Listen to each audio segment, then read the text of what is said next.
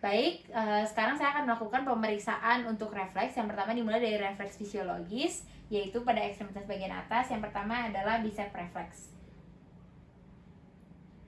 yaitu dengan cara menekan pada bagian lipatan, kemudian dicari ke arah medial bagian tendon dari biceps, lalu diketuk dengan palu. Responsnya adalah kontraksi dari otot bicep. Kemudian yang sebelah sisi kiri juga sama.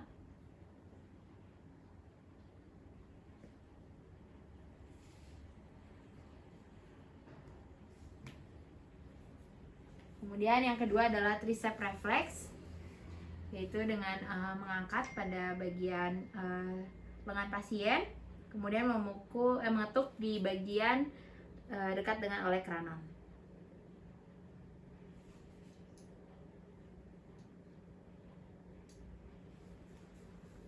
Kemudian yang satunya lagi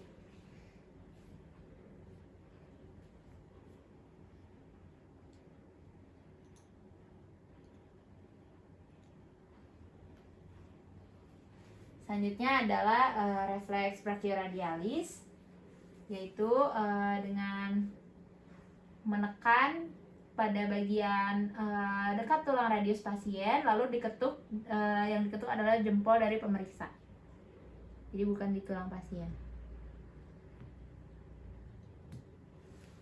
Selanjutnya untuk sebelah kiri,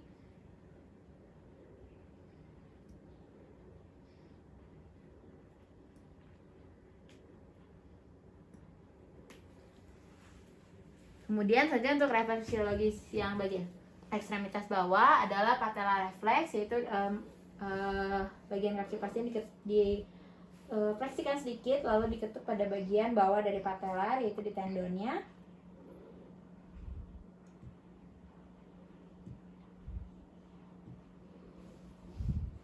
Dan yang satunya lagi.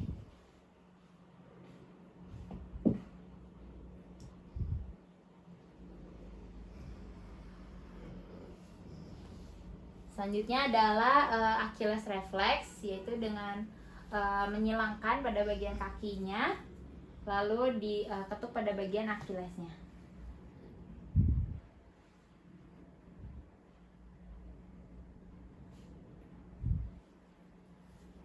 Serta untuk sisi satunya lagi juga sama.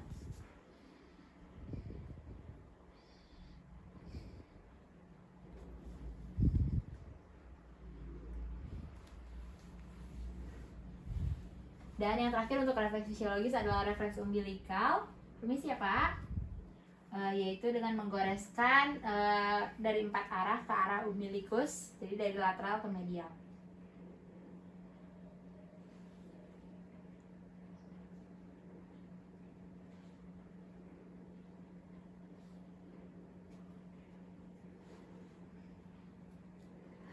Selanjutnya saya akan melakukan pemeriksaan untuk refleks patologis yang dimulai dengan pemeriksaan Babinski, yaitu dengan menggoreskan pada bagian telapak kaki pasien dari arah lateral ke medial, di mana berbelok di bagian ball of foot.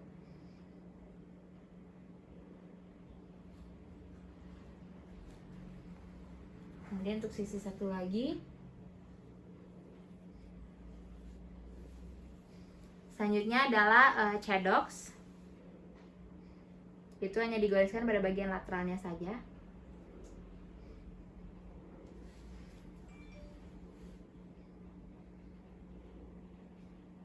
Untuk tadi Babinski dan juga Chadox pada pasien negatif.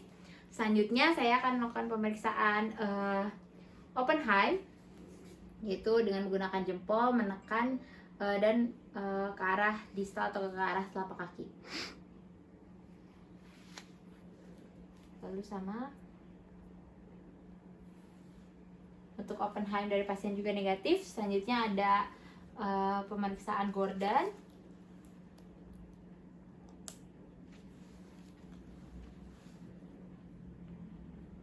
juga negatif, dan Schaefer, itu pada bagian Achilles didorong juga ke arah luar.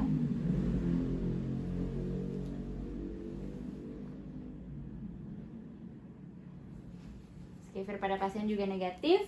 Kemudian selanjutnya ada rosolimo, yaitu mengetuk pada bagian ball of foot.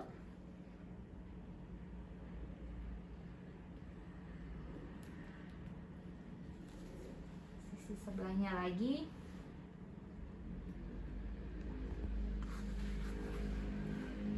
Dan terakhir patologis pada ekstremitas yaitu pemeriksaan Mendel-Bechterew dengan mengetukkan pada bagian dorsum pada pasien.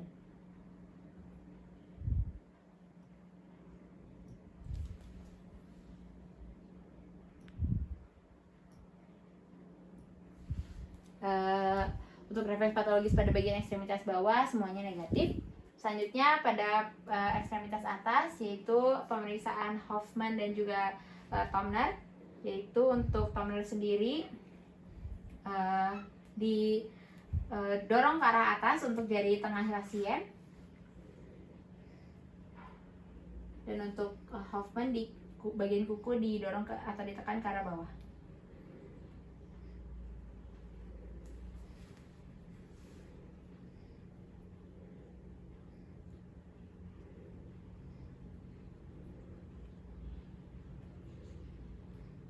Untuk Hoffman dan Tomner dari pasien juga negatif. Selanjutnya saya akan melakukan pemeriksaan refleks regresi. Yang pertama adalah glabellar reflex, yaitu dengan mengetukkan pada bagian hidung di antara alis dan melihat apakah pada hitungan setelah ketukan ke-8 pasien masih berkedip menyesuaikan ketukan atau tidak.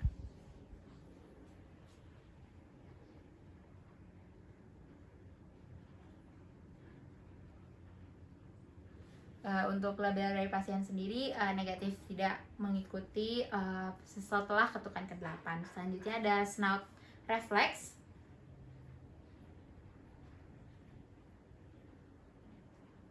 Juga negatif. Kemudian ada palmomental, yaitu dengan menggoreskan bagian dari pergelangan tangan pasien sampai ke arah jempol, yaitu pada bagian otot tenar, dengan memperhatikan dagu pasien apakah berkerut atau tidak. Tidak berkerut. Kemudian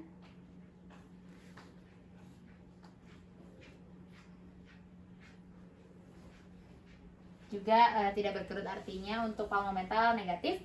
Kemudian selanjutnya adalah pemeriksaan refleks yang terakhir untuk regresi, yaitu grasp reflex.